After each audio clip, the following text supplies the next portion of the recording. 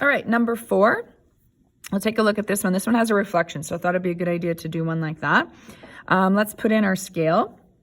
-1. Our amplitude is +1. I know there's is just 1. We don't say amplitude's negative, so that's why I kind of said positive there. So sine is just 1. You don't actually include the positive and negative signs when you're thinking or talking about amplitude.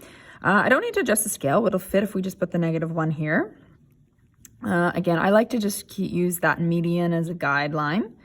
So amplitude of 1 right here. So that's going to be my max right on the x-axis.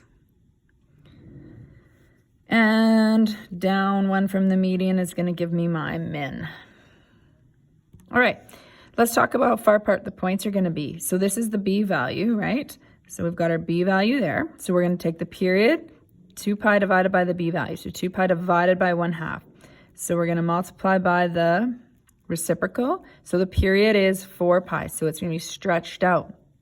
Let's see how far apart the points are. 4 pi divided by 4. That means they are pi apart. All right, so I'm going to count by pi.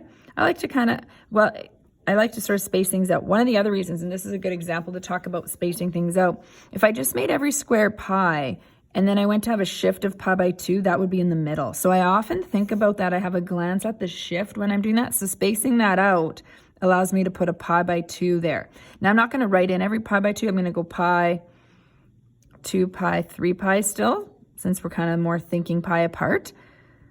And so that saves me a little bit of time too when I'm just writing in this scale here. It's a little easier to write in than every fraction.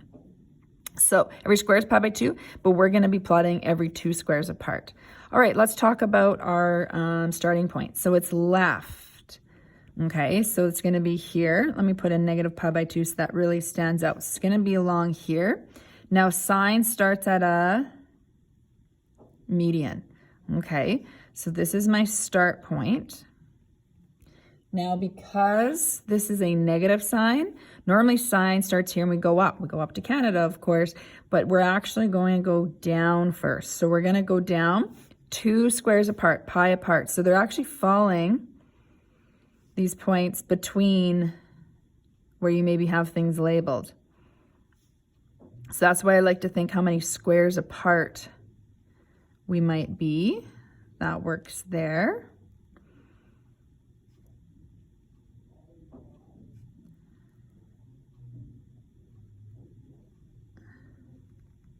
And there.